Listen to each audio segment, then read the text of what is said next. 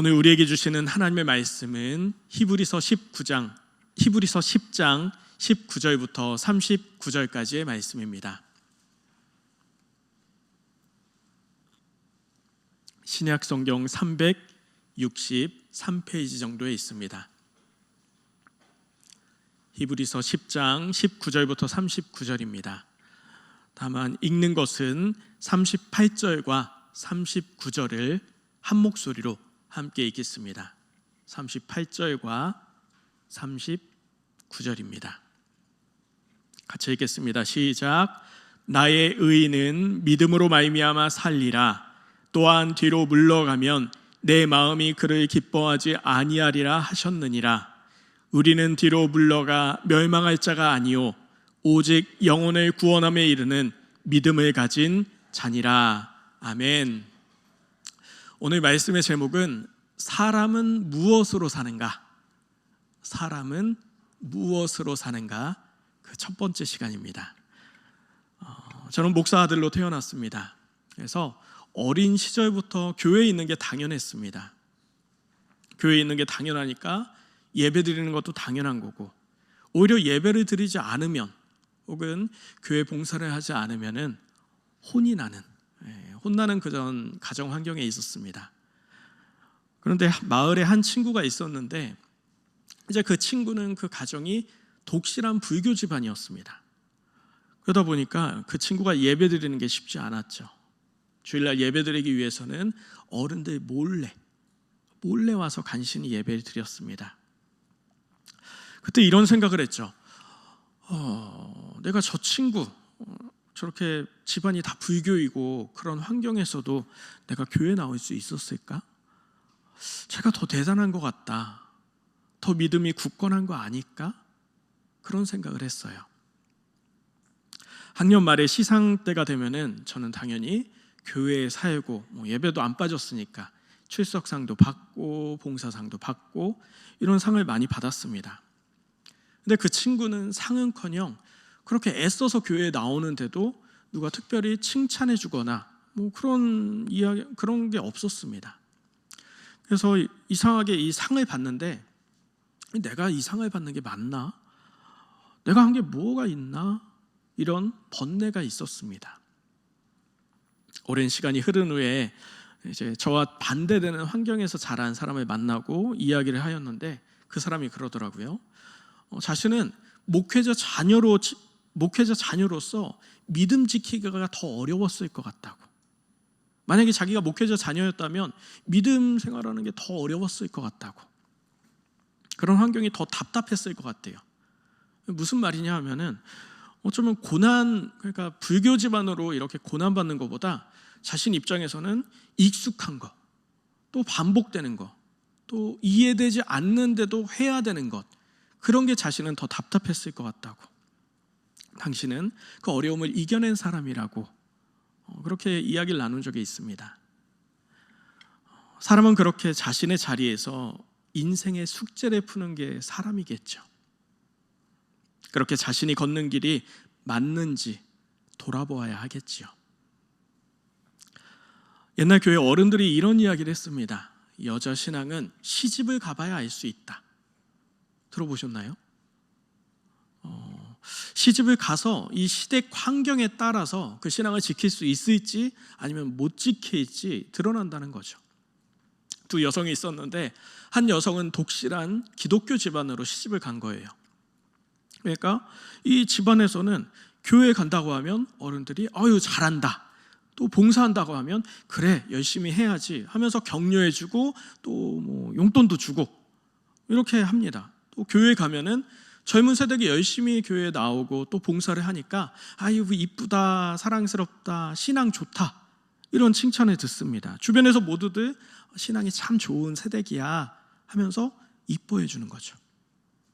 그런데 한 여성은 시집을 갔는데 독실한 불교 집안으로 시집을 간 거예요. 그랬더니 이 가정에서는 남편이 이제 교회 간다는 소리만 들으면 주먹부터 날아오는 겁니다. 그리고 교회 한번 예배 드리러 가는 게 목숨을 걸고 가는 거죠. 남편이 술 먹고 잠들었을 때 몰래 간신히 교회에 나오는 거예요. 불과 20년 전만 해도 남편에게 매 맞는 여성들이 많이 있었죠. 교회 나오기 위해서 수없이 매를 맞는 여성 성도님들이 계셨습니다. 그분들에게는 죽음의 공포에 휩싸이면서도 그 예배당에 나오는 거예요. 자, 이제 이 두 사람을 보고 누가 믿음이 더 좋은지 판단해 볼까요? 누가 더 믿음이 좋은지 이 드러나는 겉모습만 보고 판단하실 수 있는 분 계신가요? 그래서 제가 하지 않는 것 중에 하나가 보여지는 신앙의 행위로 누군가를 판단하거나 또 정죄하지 않는 겁니다. 사실 그 사람의 입장, 그 사람의 환경과 여건은 그 사람이 되어보지 않고는 누구도 알 수 없습니다. 오직 하나님만이 우리의 상황과 여건 그리고 믿음을 알 수 있죠. 그래서 결국 인간은 자신의 믿음도 그리고 선한 행실도 자랑할 수가 없습니다. 인간이 선하다는 것은 어쩌면 선한 환경, 그러니까 선할 수 있는 환경에 있다, 그 환경이 되었다라는 말이기도 한 것이죠. 굶주린 조카들을 위해서 빵을 훔친 장발장이 되어보지 않고는 누구도 그에게 손가락질할 수 없습니다. 그렇게 모든 인간은 극한 상황에서 악하다는 결론이 나와요. 불완전하고 나약한 존재라는 것이죠. 그렇게 인간은 어쩔 수 없는 존재인 것이죠. 선이 없다고도 할 수 있어요. 그렇지만 그럼에도 불구하고 선을 행하라. 믿음을 지키기 위해 몸부림쳐라. 그것이 하나님의 말씀입니다. 본문의 말씀들을 천천히 읽어보면 이 당시의 상황이 어땠는지 느껴지게 됩니다. 믿음을 지키는 것이 얼마나 힘들고 어려웠으면 설교자가 이렇게까지. 당시 성도들은 예수를 믿고 이제 유대교에서 개종한 유대인들이었습니다. 그리스도인들이 되었다는 거예요. 근데 개종까지 한 이들은 흔들렸습니다. 유대교로 다시 돌아갈까? 그런 마음이었다는 거예요. 34절에 일부 성도들은 자신의 재산을 빼앗기고 또 감옥에 투옥되기도 하는 현실적인 어려움을 겪게 되었어요. 예수를 믿는 순간, 예수를 고백하는 순간 극심한 고난에 시달리게 된 거예요. 지금도 마찬가지이죠. 진짜 진리의 예수를 마주하는 순간 인생의 지각 변동이 찾아오게 되니까요. 하나님을 믿는 게 이렇게까지 힘들진 않았는데 굳이 예수 때문에 내가 이런 걸 당해야 되나? 하나님까지만 믿고 고통받는 예수는 믿지 말까 봐. 지금이라도 유대교로 돌아간다면, 예수만 부인한다면 그동안 누리던 성전 예배와 사회적 지위를 회복할 수 있을 텐데, 유지할 수 있을 텐데. 믿음을 지키는 것, 이 믿음을 지키는 것은 쉬운 일이 아닙니다. 예수를 지키는 것은 고난이죠. 그렇게 인간이 선을 향해 나아간다는 것은 결코 쉬운 일이 아닙니다. 예수를 붙잡느냐 돌아서느냐, 죄와 벌, 그 경계에 서 있는 사람들에게 이 설교자는 아주 간곡한 설교를 합니다. 이 환난을 어떻게 대처해야 되는지 그것을 설파하고 있어요. 첫째, 소망의 예수를 붙들어라. 19절부터 23절의 핵심은 예수님이 이미 완전한 길을 열어놓으셨다, 이미 완전한 길을 열어놓으셨어, 이것입니다. 유대인들은 아주 오랫동안 제사장이 지내주는 그 대신 지내주는 제사에 익숙했습니다. 그러다 보니까 자신이 거룩한 제사장이 된다, 이것 자체를 인지하지 못한 거예요. 예수님이 십자가에 피 흘리심으로 새로운 살 길을 열어놓으셨어. 너희는 언제든지 누가 대신 지내주는 제사가 아니라 직접 하나님께 나아갈 수 있어. 그렇게 말씀을 하는 겁니다. 누구든 언제든 예수의 피를 힘입어서 하나님께 직접 나아갈 수 있는 완전한 길, 그 길이 열려 있고 그 길을 택할 수 있습니다. 가장 힘들 때 가장 큰 소망이 찾아오게 되는 것이죠. 현재 큰 고난이 있지만 소망의 예수가 함께한다는 것, 그것을 기억하시기 바랍니다. 둘째, 함께 있어라. 24절부터 25절에 믿음이 약해질 때 가장 위험한 것이 공동체에서 멀어지는 것이라 말씀합니다. 교회의 정체성은 서로 돌보아주고 또 사랑과 선행으로 서로 격려해야 합니다. 힘들어도 공동체를 떠나서는 안 되고 모이기에 힘써야 한다는 것이죠. 사람은 사람과 연합하게 함께하도록 지음받았습니다. 고립은 신앙은 물론하고 인간 자체를 황폐하게 만들죠. 공동체의 위기 앞에 그 해결책은 서로가 된다는 겁니다. 공동체에서 가장 중요한 것은 서로를 포용해야 한다는 것을 잊지 않으시기 바랍니다. 나하고 마음이 맞는 사람만 함께하는 게 아니라 다 함께 있어야 해요. 교회는 나와 다른 사람을 향해 배척하고 외면하는 게 아니라 포용할 수 있어야 하는 것이 교회여야 합니다. 믿음을 잃고 약해진 사람들에게도 그 손을 내밀 수 있어야 하죠. 우리 함께 빛으로 나아가자. 우리 함께 빛으로 나아가자. 셋째, 끝을 생각해라. 믿음을 잃으면 결국 심판이 기다린다. 26절부터 31절까지 설교사는 얼마나 간곡하고 간절했는지 무서운 경고의 말씀으로 그들을 설득하고 선포하고 있습니다. 제발 끝을 생각해. 제발 끝을 생각해서 지금 당장의 현실을 바라보지 말고 종국의 일을 생각해라. 그 끝을 생각해라.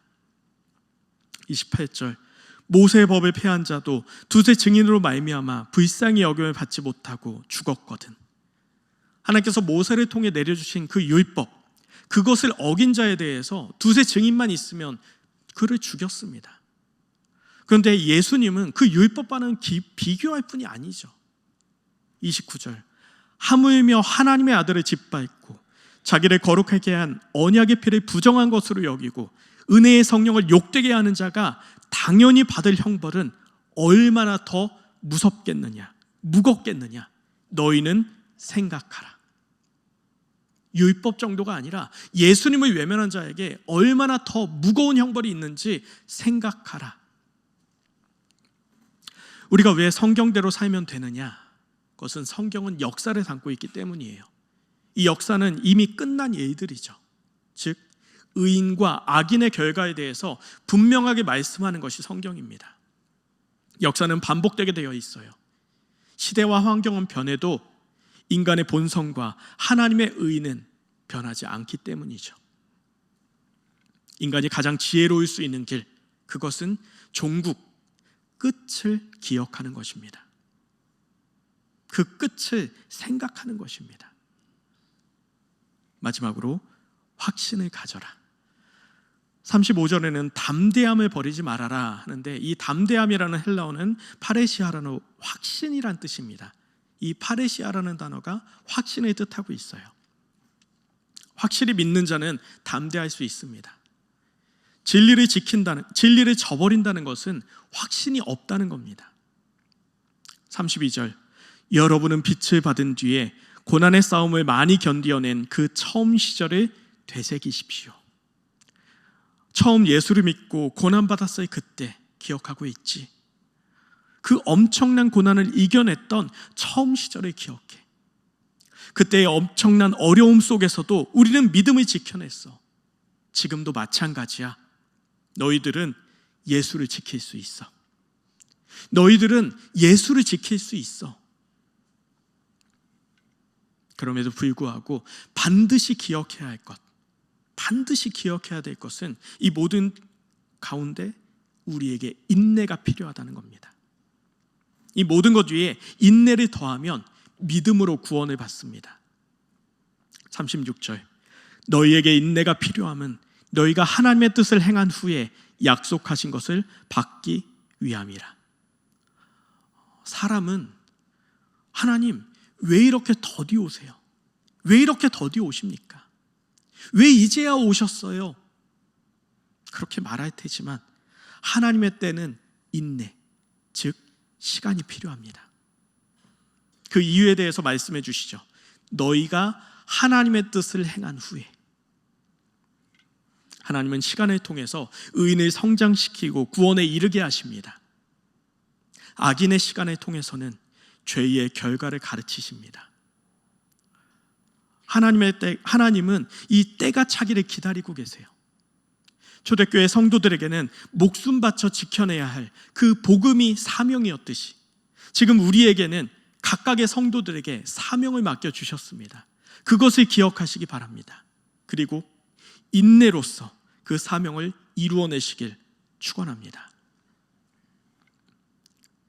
3세기에서 9세기에 이르기까지 거의 600여 년의 아주 긴 시간 동안에 기독교인들은 죽기 직전의 세례를 받았습니다. 그 원인되는 말씀 중에 하나가 바로 이 말씀인데 26절입니다. 우리가 진리를 아는 지식을 받은 후 짐짓 죄를 범한 즉 다시 속죄하는 제사가 없고. 당시에는 세례 후에 죄의 용서가 어렵다고 생각한 거예요. 그래서 많은 사람들이 죽기 직전에 세례를 받으면은 바로 죽으니까 더 이상 죄를 짓지 않는다. 그래서 난 구원받을 수 있다. 그렇게 생각을 한 것이죠. 사람들도 알고 있었습니다. 죄가 얼마나 무서운지, 죄와 벌이 긴밀하게 연결되어 있다는 것, 사람들은 알고 있었습니다. 그런데 다 알지는 못했던 거예요. 이 구절은 단순히 한 번 죄 지었다고 구원이 사라진다? 그런 말씀이 아닙니다. 예수님의 희생을 알고도 고의로 배반하거나 하나님을 계속해서 거부하는 사람들에 대한 경고인 것이죠. 히브리서 6장 4절부터 6절에 더 구체적으로 더 강하게 경고하고 있어요. 한번 빛을 받고 하늘의 은사를 맛보고 성령에 참여한 바 되고 하나님의 선한 말씀과 내세의 능력을 맛보고도 타락한 자들은 다시 새롭게 하여 회개할 수 없나니 이는 그들이 하나님의 아들을 다시 십자가에 못 박아 드러내놓고 욕되게 함이라. 그런데 구원이 사라지지 않는다고 하니까 그럼 마음대로 죄 지어도 되겠네? 그렇게 생각하면 오산입니다. 경고는 권면이 아닙니다.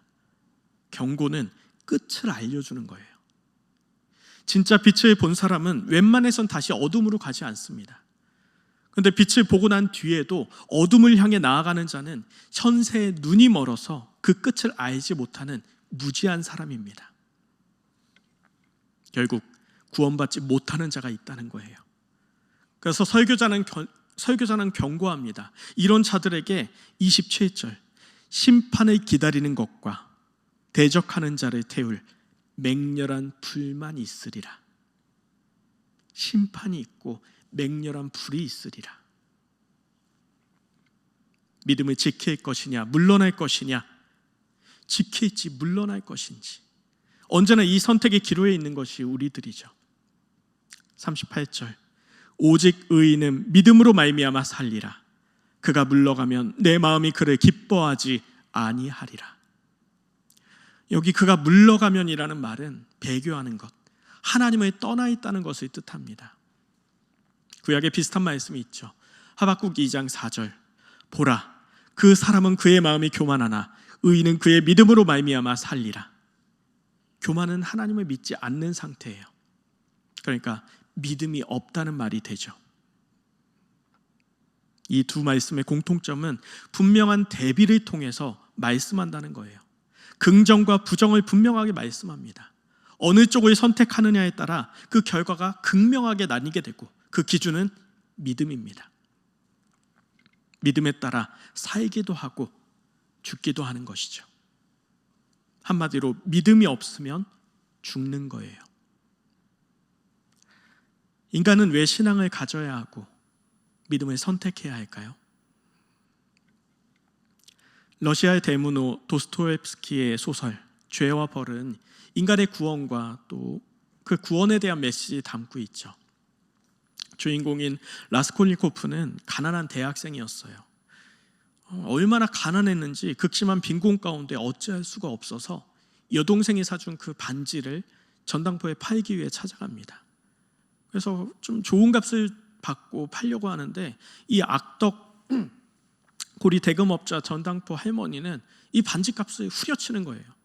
엄청 낮은 값을 부르면서 아니 싫으면 말고 하면서 이렇게 하는 거죠.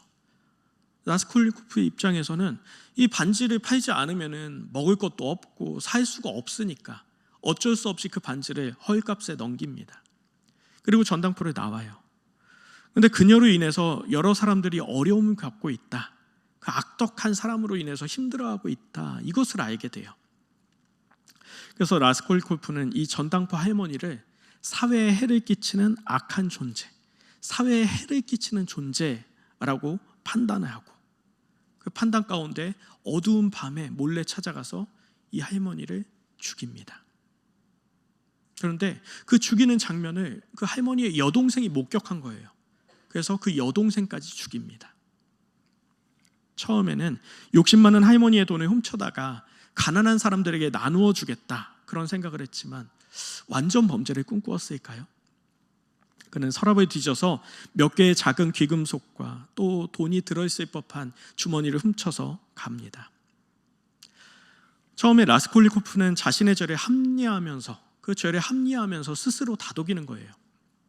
내가 나폴레옹이라면 이건 죄가 되지 않아.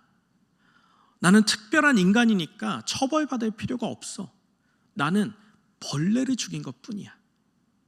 벌레를 죽인 것뿐이야. 그러나 내적 갈등과 불안은 점점 심해졌어요. 라스콜리코프는 이제 헛소리를 하기 시작하고 정신적으로 패닉 상태가 되어서 정신 착란과 망상까지 겪게 됩니다. 그럼 그에게 정신적으로 의지하는 사람이 생기는데 소냐라는 여성이었어요. 그는 자신을 희생해서 가족을 부양하는 가련한 여인이었지만 신앙심이 깊고 또 용서와 사랑을 실천하고 라스콜리코프의 구원을 위해 끝까지 포기하지 않죠. 내면의 고통과 죄책감으로 황폐해진 라스콜리코프는 이 소냐에게 자신의 속마음을 털어놓게 됩니다. 소냐, 내가 죽였어. 내가 도끼로 그녀를 쳤어. 난 정의롭고 싶었어. 나폴레옹처럼 악을 처단하고 싶었다고. 그래서 죽였어. 근데 이젠 알겠어. 인류를 위해서가 아니라 오직 나 자신을 위해, 나 한 사람을 위해 살인을 저질렀던 거야. 이제 라스콜리코프는 자신이 저지른 일이 얼마나 어리석은 일인지 조금씩 알게 되는 거예요. 내가 전당포에서 죽인 건 나였어. 나 자신이었다고.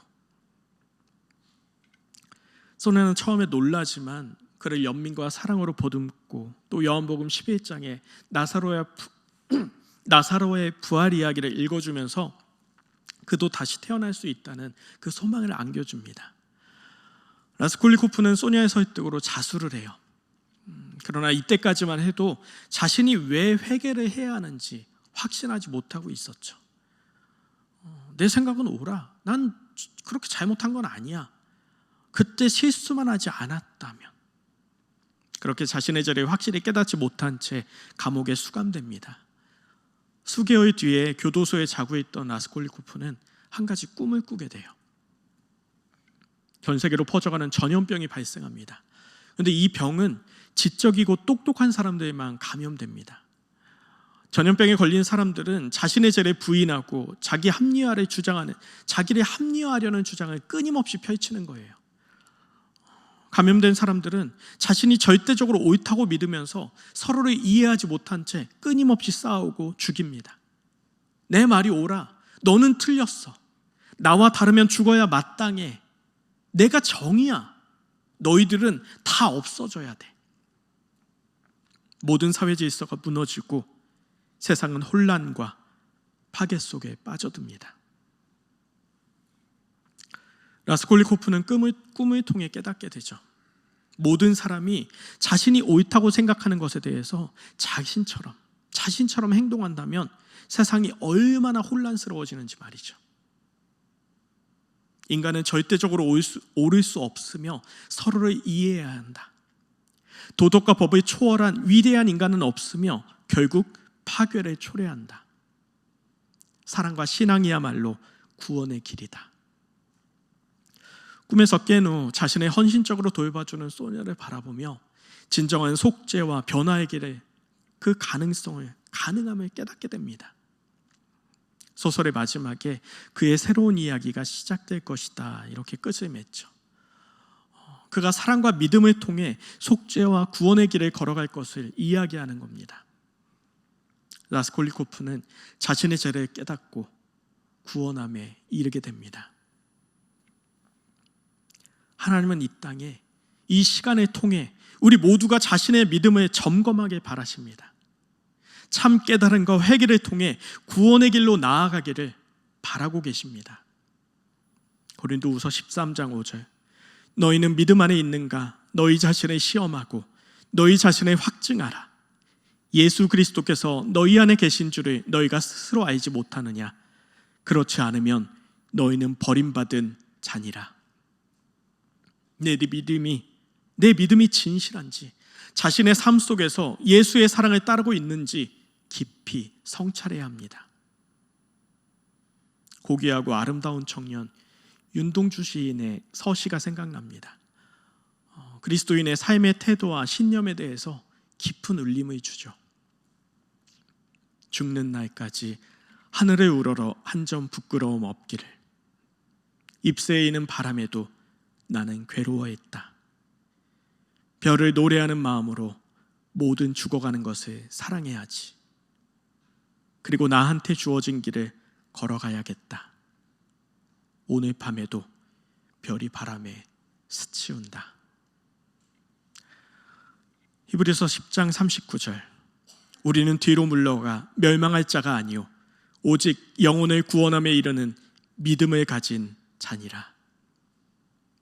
우리는 멸망할 자들이 아니라 구원함에 이르는 믿는 자입니다. 오직 믿음으로 살고 믿음으로 구원함에 이르는 하나님의 자녀 되길 주님의 이름으로 축원합니다. 이 시간 말씀을 기억하며 기도합니다.